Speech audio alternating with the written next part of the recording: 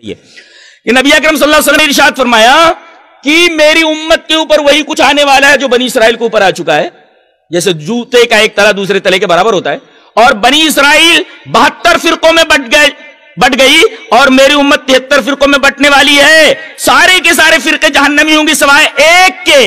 پوچھا گیا کہ اللہ کے رسول وہ ناجیہ فرقہ اور جہنم سے بچنے والا جنت میں جانے والا فرقہ کون سا ہوگا؟ آپ نے فرمایا نام نہیں بتایا بلکہ نہج بتا دیا، منہج کا مفہوم سمجھ میں آ گیا، منہج بتا دیا، نام نہیں بتایا، منہج یہ اصل ہے۔ منہج کیا ہے؟ ما انا علیہ، میں جس پر ہوں، واصحابی، اور جس پر میرے صحابہ ہیں۔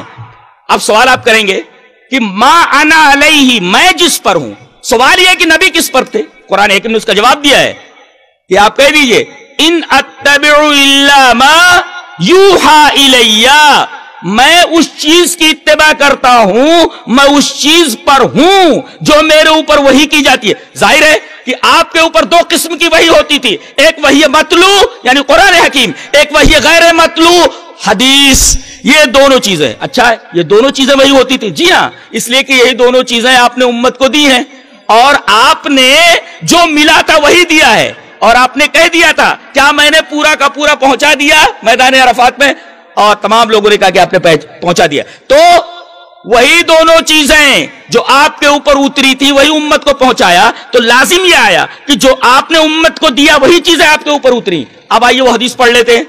ما انا علیہ، میں جس پر ہوں۔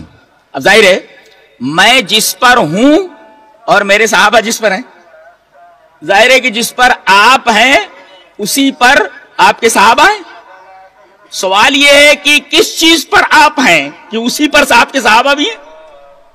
بتایا گیا ان اتبع الا ما یوحا الی، میں اسی چیز کی اتباع کرتا ہوں جو میرے اوپر وحی کی جاتی ہے۔ اب سوال یہ کہ کیا چیز وحی کی گئی ہے آپ کے اوپر؟ وہی جو آپ نے امت کو دیا ہے، کہ جسے مضبوطی سے پکڑنے کے بعد آدمی گمراہ نہیں ہوگا۔ آئیے وہ حدیث پڑھ لیتے ہیں۔ حدیث اس طرح، وعن ابی ہریرہ رضی اللہ تعالی عنہ قال قال رسول اللہ صلی اللہ علیہ وسلم انی قد ترکت فیکم شیئا لن تضلوا بعدہما کتاب اللہ وسنتی ولن یتفرقا حتی یرد علی الحوض، رواہ الحاکم فی المستدرک فی کتاب العلم۔ حضرت ابو ہریرہ فرماتے ہیں کہ نبی اکرم صلی اللہ علیہ وسلم نے ارشاد فرمایا میں نے تمہارے درمیان دو چیزیں چھوڑ دی ہیں، ان کے بعد تم کبھی گمراہ نہیں ہوگے۔ یہ حدیث بتاتی ہے کہ آپ کے اوپر دو چیزیں وہی ہوتی تھی، ایک وحی مطلوع یعنی کتاب اللہ، اور دوسرے وحی غیر مطلوع یعنی آپ صلی اللہ علیہ وسلم کی احادیث اور آپ کی سنت۔ اسی پر نبی تھے، کتاب پر، اور اس کی تشریح آپ نے اپنے طریقے سے کی، اور اسی کو اپنایا صحابہ کرام نے۔ اچھا ایک نکتہ یہاں پر اور بھی ہے کہ ما انا علیہ کہہ دیا جانا کافی تھا کہ میں جس پر ہوں، لیکن معطوف لا کر کے ما انا علیہ کے بعد واصحابی کہنے کے اندر نکتہ یہ ہے کہ نبی کے اوپر جو وحی اتری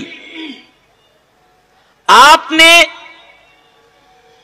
اپنی سنتوں اور احادیث کے ذریعے اس کا ایکسپلینیشن کیا، بتایا۔